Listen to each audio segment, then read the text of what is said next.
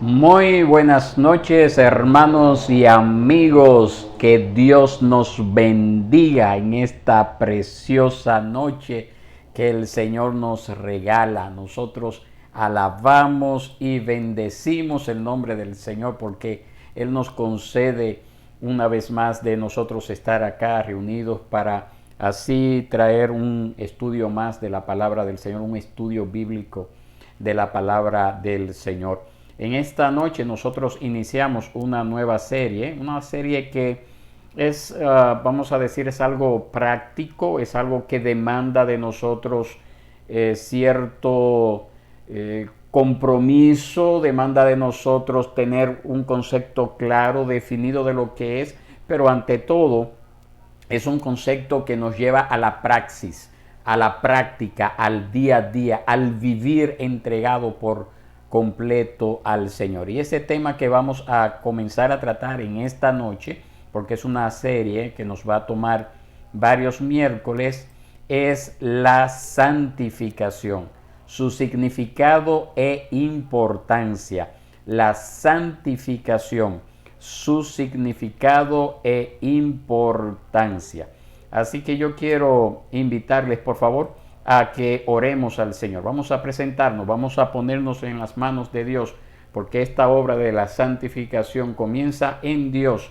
Hay una responsabilidad humana, siempre lo he dicho, claro está, eso debemos de entenderlo, pero siempre tenemos que encomendarnos, ponernos en las manos del Señor para que Él pueda hacer esa obra completa. Porque como veremos más adelante, esa obra comienza a través del Espíritu Santo. Entonces, por esa razón, tenemos que encomendarnos, tenemos que ponernos en sus manos. Así que oremos al Señor. Padre bueno y Dios, tú que moras en las alturas de los cielos, en esta noche nosotros alabamos, nosotros bendecimos tu nombre. Te damos la gloria, la honra, Señor, porque tú nos concedes esta bella oportunidad de nosotros poder estudiar tu palabra, aprender de ella, Señor. Y nosotros venimos delante de ti suplicando que tu Espíritu Santo de una manera especial esté trabajando con nuestros corazones, esté trabajando con nuestras vidas, Señor. Que no seamos oidores olvidadizos de tu palabra, sino que seamos hacedores de la misma. Que nuestros corazones, Señor, puedan ser impactados a través de estos estudios, Padre. Te lo suplicamos, Señor, que tú hagas esa obra completa en nuestros corazones, Padre. Y así podamos ser real y efectivamente sal y luz en medio de las tinieblas, en medio de estas tinieblas que opacan, Señor, lo que es la vida cristiana muchas veces a causa de un mal testimonio, nosotros podamos marcar la diferencia, Señor. Esto te lo pedimos, Padre, en el nombre de Jesús. Amén y amén. Entonces, como les decía, el tema de esta noche es la santificación, su significado e importancia. Muy bien, entonces todos nosotros comenzamos lo que es la vida cristiana con la intención de vivir de una manera agradable a Dios como tal. Y en el camino nosotros nos enfrentamos con muchos obstáculos. Nos enfrentamos con conflictos entre lo que nos agrada a nosotros y lo que le agrada a Dios.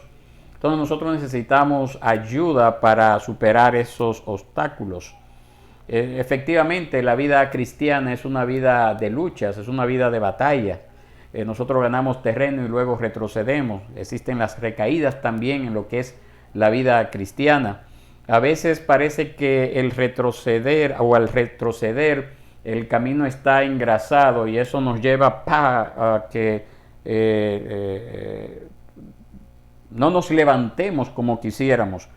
Y también podemos decir que el camino cristiano es como un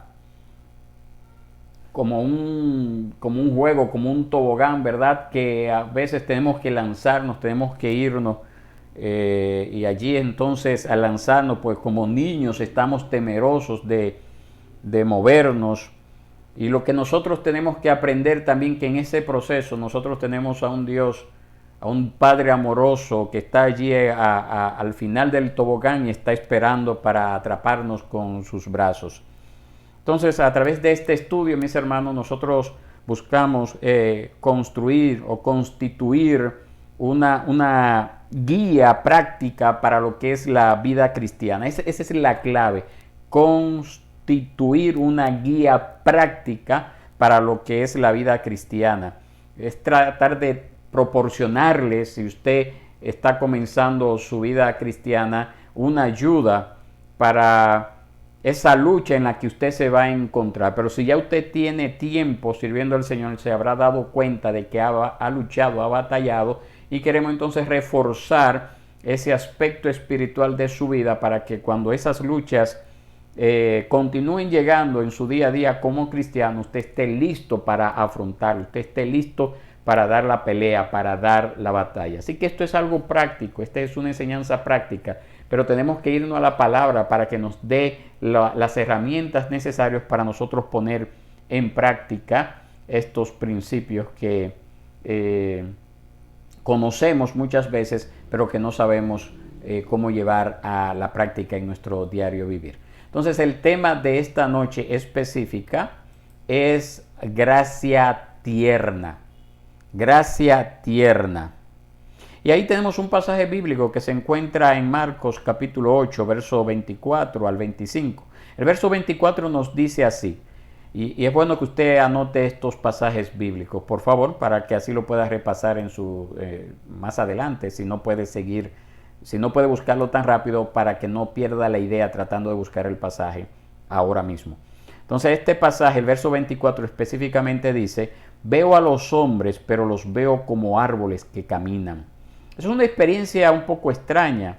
No es natural, ¿verdad?, ver árboles que caminan. Pero el hombre que vio árboles que caminan era un hombre en transición. Nosotros podemos afirmar eso. Estaba en una etapa intermedia entre lo que es la ceguera total y la claridad de visión total. Él fue, como veremos, un representante de todos los cristianos en su progreso hacia agradar a Dios. Nosotros en este contexto de Marcos 8 tenemos esas sanaciones milagrosas realizadas por Jesús, que usualmente eran instantáneas, eran completas. Nosotros cuando leemos que Jesús resucitó a Lázaro, sabemos que Él no lo resucitó parcialmente, o como el hombre de la mano seca, que su mano no fue sanándose por etapas. En la mayoría de los milagros de Jesús, la persona era cambiada al instante. ¡Pah! Y ahí ocurrió el milagro. Así que este episodio, que es registrado en Marcos 8, desde el verso 22 en adelante, es un tanto inusual. Registra la sanación de un hombre ciego en dos etapas. Veamos lo que nos dice Marcos 8, 22 al 25. Usted lo tiene ahí proyectado. Yo espero que pueda verlo, esté visible para usted. Dice así: llegaron a Betsaida y trajeron a Jesús un ciego y le rogaron que lo tocara. Tomando al ciego de la mano, lo sacó fuera de la aldea. Y después de escupir en sus ojos y de poner las manos sobre él, le preguntó: ¿ves algo? Verso 24. Y levantando la vista dijo: veo a los hombres, pero los veo como árboles que caminan.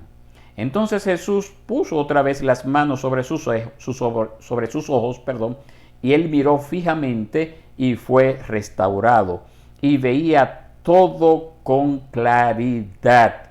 Dice, hermano, esta es la historia, esta es una historia del poder y la gracia de Cristo.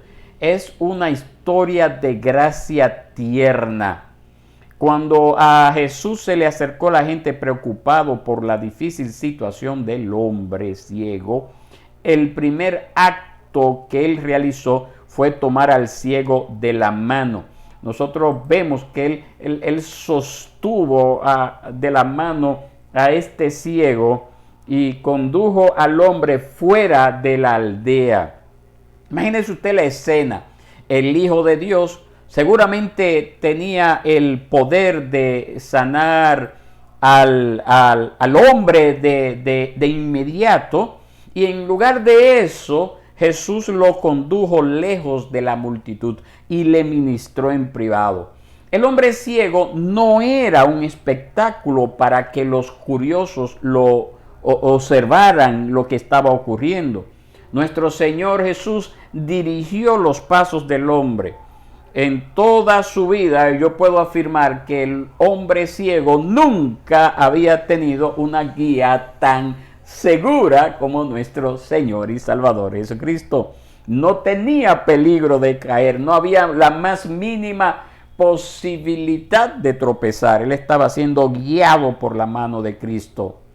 Y si el acto tierno de nuestro Señor y Salvador Jesucristo hubiera terminado en ese punto, yo estoy seguro de que eso hubiera sido suficiente para este hombre. El hombre ciego podría haber contado la historia hasta el final de sus días, si hasta ahí llega. Él me tocó, podría haber exclamado y podría haber saboreado la experiencia para siempre.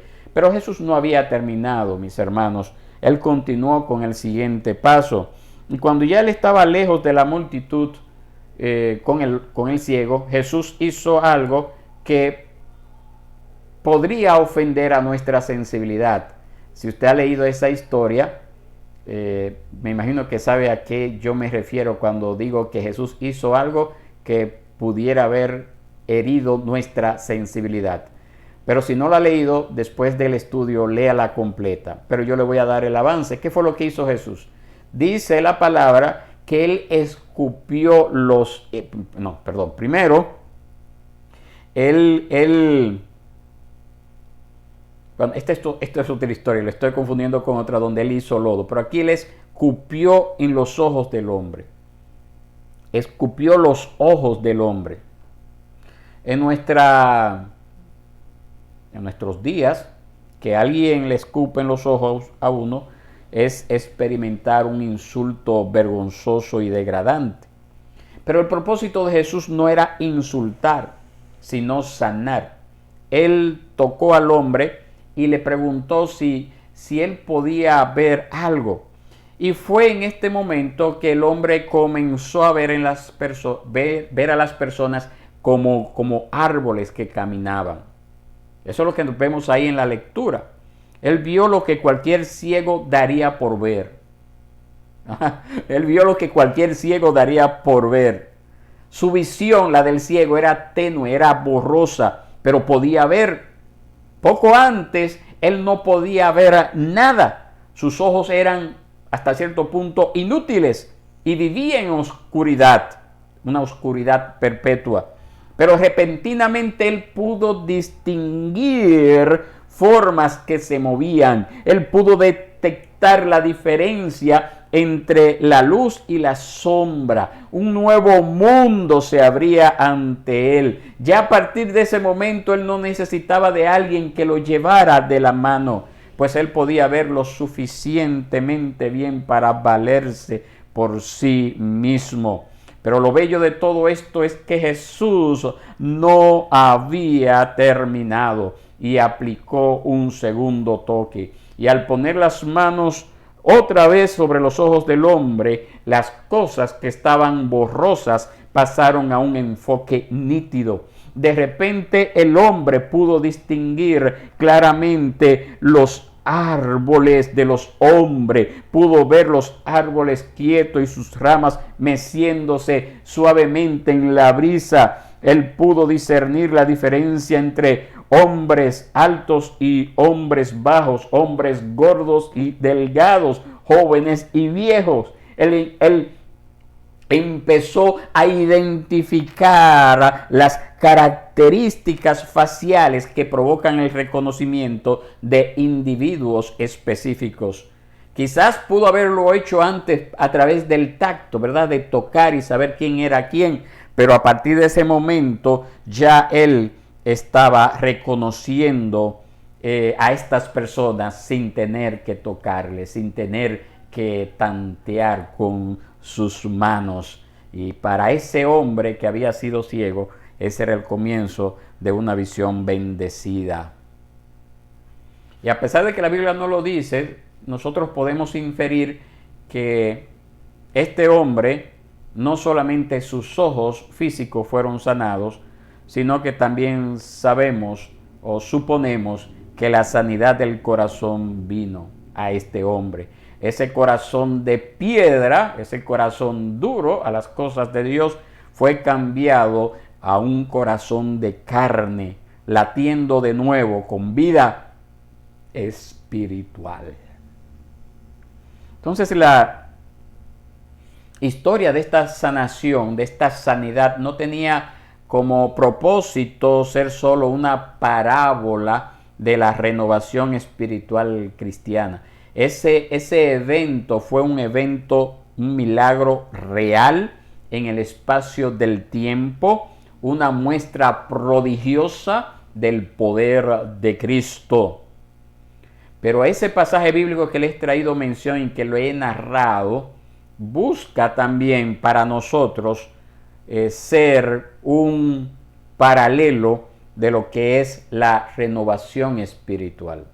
Ese evento de la sanación de este hombre ciego, queremos traerlo como un paralelo para nosotros ver lo que es la sanación espiritual. La Biblia usa la metáfora de la ceguera para describir nuestro estado caído. Todos nosotros nacemos ciegos, al igual que ese hombre, espiritualmente hablando nosotros. Entramos a este mundo en un estado de oscuridad espiritual. Eso es lo que nos dice ese pasaje que le estoy proyectando ahí, Efesios capítulo 2, versos 2 al 3. No vemos las cosas del reino de Dios. También Juan capítulo 3, verso 3 nos dice algo al respecto. Primera de Corintios 2:14. Nosotros tenemos escamas en los ojos por naturaleza, ¿verdad?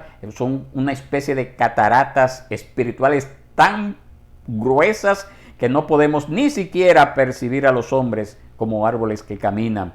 Y es necesario un acto especial de gracia tierna para que nosotros veamos el reino de Dios. Y a esto lo que nosotros llamamos, cuando eso ocurre, cuando esa visión llega a nosotros, es lo que nosotros llamamos la regeneración. Ese es el acto de gracia por el cual nuestros ojos son abiertos a las cosas de Dios. Es la regeneración, el nuevo nacimiento espiritual. Es un acto que solo Dios puede realizar.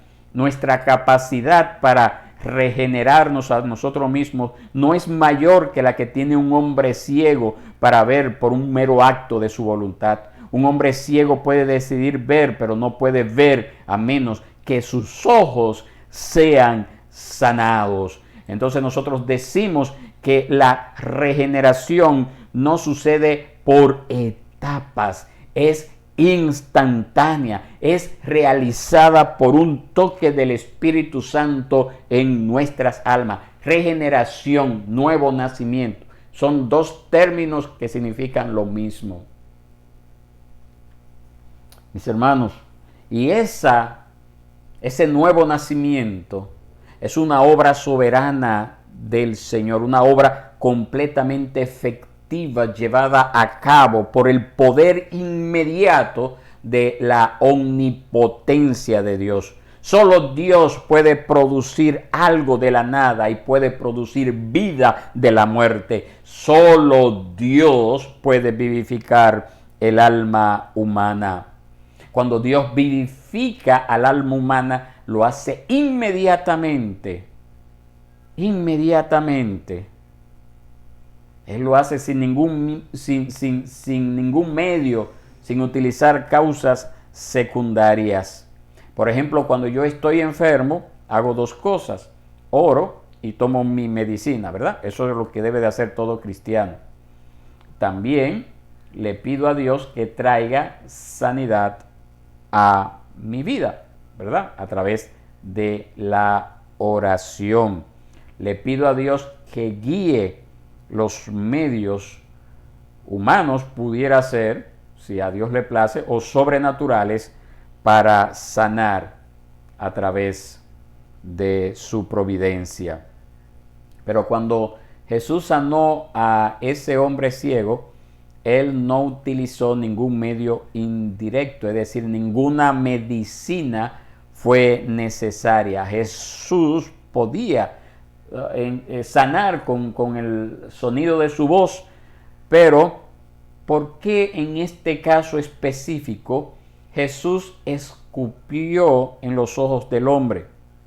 Obviamente el poder de Jesús no estaba en la saliva, porque nosotros sabemos, o si usted no lo ha leído, yo le invito a que lo lean los evangelios, que muchos otros milagros fueron realizados solamente con su palabra. Entonces, y obraba así, solamente con su palabra. Entonces, en el caso de nosotros, cuando ocurre esa regeneración, cuando ocurre ese nuevo nacimiento, es algo interno que Dios hace, ¿verdad? Pero en este caso el Señor nos ordena que nosotros seamos lavados de una manera simbólica con el agua del bautismo. El agua del bautismo no tiene un elixir mágico para redimir las almas humanas. El agua es una señal que apunta más allá de ella misma como tal. Esa agua física apunta al agua de vida. Es un símbolo externo y concreto del poder sanador de Dios. Entonces, por eso esto va muy de la mano, lo que es el bautismo. Es decir, un creyente que dice que ha nacido de nuevo, pero que no anhela ser bautizado, pues es un creyente que no está bien.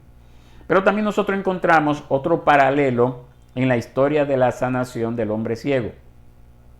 Aunque nosotros somos regenerados, es decir, Dios nos hace nacer de nuevo inmediatamente por el poder soberano de Dios, e inmediatamente nosotros somos transferidos del reino de las tinieblas al reino de la luz.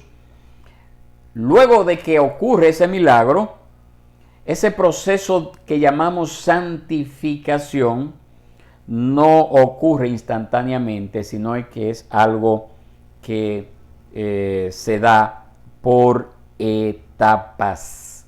Cuando nosotros nacemos de nuevo, nosotros vemos a los hombres como árboles que caminan. Nuestra visión espiritual está nublada por el pecado residual. No vemos todas las cosas con un enfoque nítido. En ese momento en el que nacemos estamos así como ese hombre ciego. Todavía vemos sombras. Todavía no vemos claramente. Pero vendrá un día en el cual todos los remanentes de nuestra antigua naturaleza serán destruidos, cuando nuestros corazones serán tan puros que la bienaventuranza de Cristo se cumplirá. Esa bienaventuranza que quedó registrada en ese pasaje bíblico ahí arriba que les pongo, de Mateo 5:8. Bienaventurados los de limpio corazón, pues ellos verán a Dios. Entonces, ese trabajo de perfeccionamiento de nuestro estado espiritual es llamado glorificación, cuando lleguemos allá al cielo. La glorificación no sucede en esta vida. Nosotros debemos de esperar al cielo para que nuestra santificación sea completa. Por ahora, aunque vemos lo que antes no podíamos ver, como el ciego, todavía vemos oscuramente a través de un espejo, como a través de un espejo, como nos dice ese pasaje bíblico que está en 1 Corintios, capítulo 13, verso 12. Entonces, en esta vida, nosotros necesitamos el segundo toque de Cristo. De hecho, nosotros necesitamos un tercer, un cuarto, un quinto, un continuo toque de Cristo. Lo necesitamos, mis hermanos, porque aunque las escamas sean removidas de nuestros ojos, todavía mientras estemos en esta vida necesitamos ser guiados por las manos de Jesús. La regeneración, el nuevo nacimiento es lo mismo, vuelvo y repito, que cuando yo le pregunte qué es la regeneración o el nuevo nacimiento, usted me puede decir es lo mismo que lo otro. Es decir, ¿qué es la regeneración? Es lo mismo que el nuevo nacimiento. ¿Qué es el nuevo nacimiento? Es lo mismo que la regeneración. Se lo estoy mencionando los dos, por favor. Preste atención, preste atención. Entonces, la regeneración o el nuevo nacimiento, que es lo mismo, es un viaje que inicia, pero que se mantiene con logros y fracasos, con crecimientos en medio de tropiezos. En ocasiones ese progreso parece ser dolorosamente lento, pero está ahí. Es un movimiento hacia un enfoque más nítido, una vida que comienza con un toque de gracia en el nuevo nacimiento y avanza cada día hacia más y más gracia. Entonces, mis hermanos, ese caminar, luego de que Dios nos hace nacer de nuevo, es lo que nosotros llamamos la santificación. La santificación. La imagen de la vida cristiana es una línea como la que ustedes ven en esa proyección.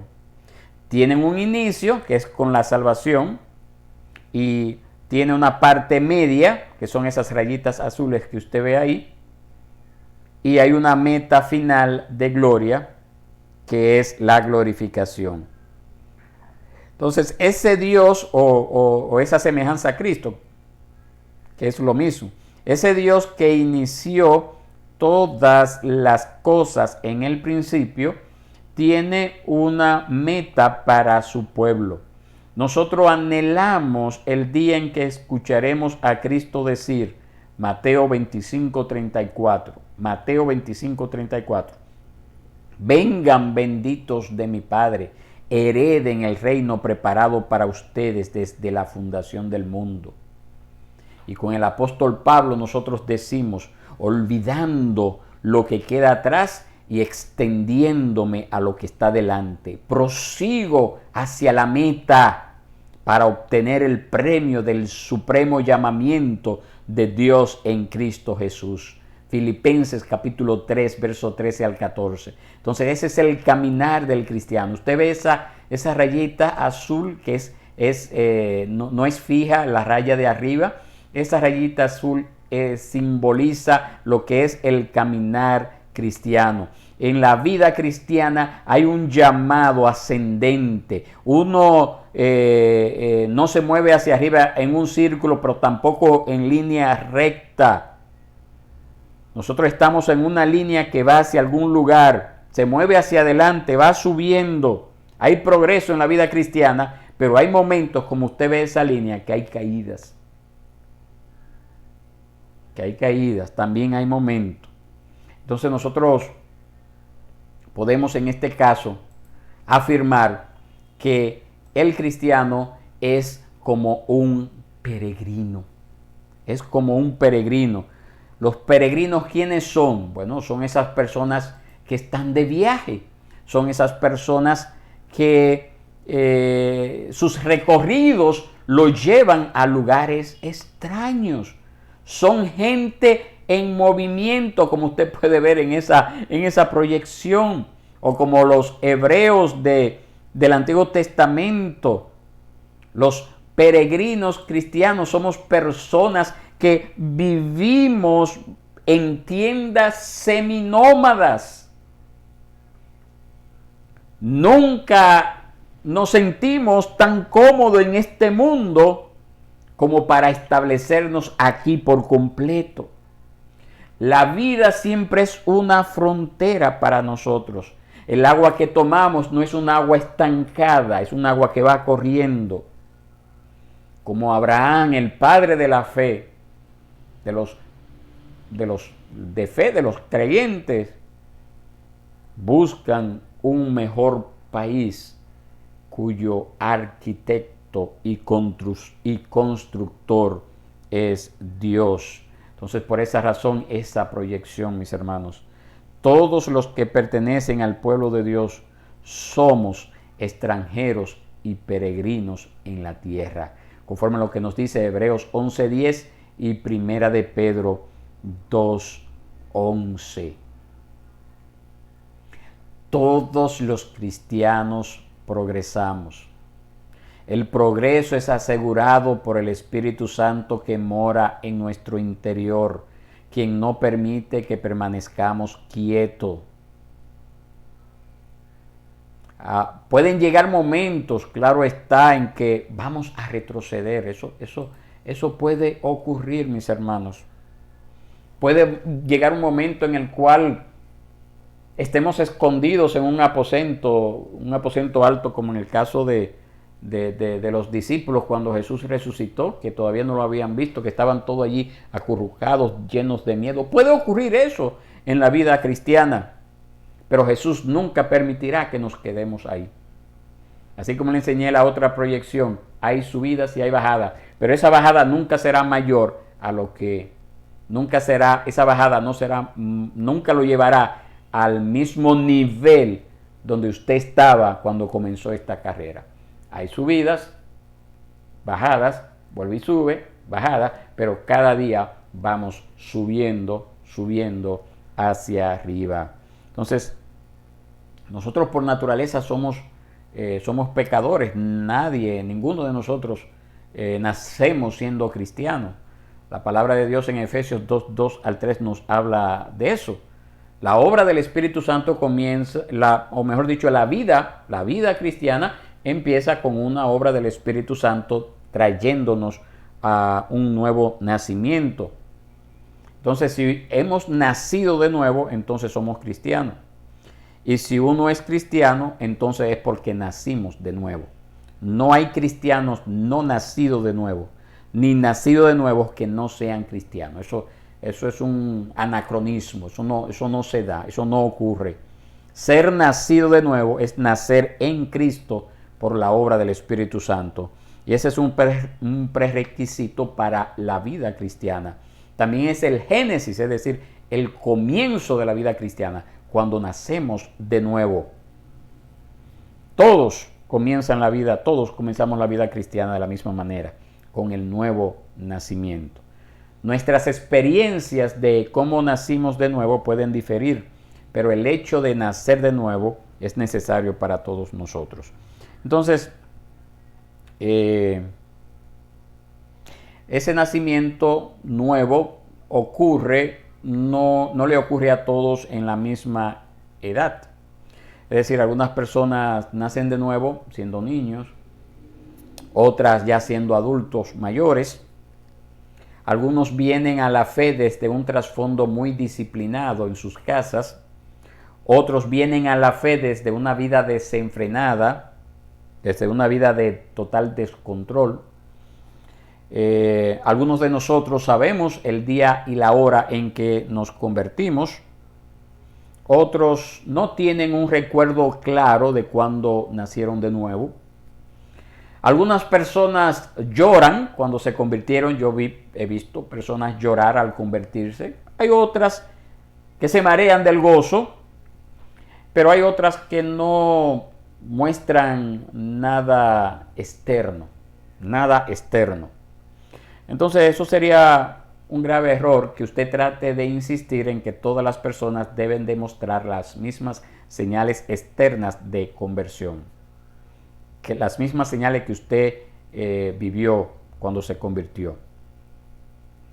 Entonces una persona puede tener una experiencia de conversión bien dramática, pero eso no le dice que es más santo a aquel que solamente dijo: te acepto, Señor, ven a mi vida. Así, sin ningún tipo de sentimiento, ¿verdad?, externos. Entonces aquí nosotros lo que sí debemos de honrar es ese trabajo interno que hace el Espíritu Santo, quien convence a las personas de diferentes maneras, en diferentes momentos. Entonces la pregunta no es cuándo o cómo nos convertimos. Esa no es la pregunta. La única pregunta que tenemos que hacernos, la única pregunta que usted tiene que hacerse, es si realmente usted es convertido, si realmente usted ha nacido del Espíritu Santo. Y si su respuesta es afirmativa a esa pregunta, entonces somos hermanos y hermanas de todos los que están en Cristo. Somos hermanos. Somos hermanos. Eso fue lo que el Señor nos dijo en Efesios 2:8 al 9. Efesios 2:8 al 9. Porque por gracia ustedes han sido salvados por medio de la fe. Y esto no procede de ustedes, sino que es don de Dios. No por obras para que nadie se gloríe, porque somos hechura suya, creados en Cristo Jesús para hacer buenas obras, las cuales Dios preparó de antemano para que anduviéramos en ella. Entonces, en este punto todos somos iguales. Ninguno de nosotros se convirtió a sí mismo.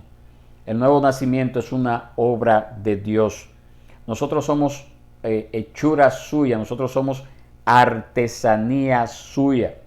Cristo es el maestro, Cristo es el alfarero, como ustedes ven en esa imagen. Es el artesano. Su obra no es aburrida o monótona. Cuando Él nos redime, no destruye nuestra identidad o individualidad. Cada individuo es una obra de arte distinta, moldeada por Cristo. Cada persona redimida es literalmente una obra maestra. Jesús no moldea su arte en una línea de producción de ensamblaje. Jesús no trabaja en una zona franca donde hay una línea de producción y usted tiene que, o hay un módulo y se hacen todo igual. No, mis hermanos. Ese trabajo de nuestro Señor es de moldear, de formar en nosotros ese carácter de Cristo. Es hecho con cuidado, con paciencia infinitas, como ese artesano que va moldeando, le va dando forma al alfarero. Y por esa razón nosotros podemos afirmar ese enunciado que usted ve ahí en esa imagen. La salvación es un proceso gradual. Hay una doctrina venenosa, una doctrina difícil de erradicar de los círculos cristianos, llamada lo que es la doctrina del perfeccionismo. Esa enseñanza dice que algunas personas ya han alcanzado la perfección espiritual en este mundo. Y esas personas que enseñan esa doctrina prometen una segunda obra de gracia, una segunda bendición de santificación instantánea. Aléjese de esos maestros que no le están enseñando lo que la palabra de Dios nos enseña a nosotros, mis hermanos. La santificación requiere mucho más que una experiencia rápida de imposición de manos. El nuevo nacimiento, claro está, el nuevo nacimiento es instantáneo. La justificación que Dios nos declara justo es instantáneo. Pero la santificación es un proceso de toda la vida. Implica una lucha diligente en contra de una multitud de obstáculos. Una lucha ahí constantemente. Es un viaje lleno de peligros. Es una vida colmada de riesgos. Es un viaje que nos lleva a través de, en ocasiones, el valle de la sombra de muerte, en ocasiones a través del desierto de la tentación. Sí, eso ocurre. Pero si somos cristianos, si hemos nacido de nuevo, que esa es la pregunta que usted tiene que responderse hoy, si no se la ha hecho todavía. Si usted ha nacido de nuevo, usted tiene una garantía.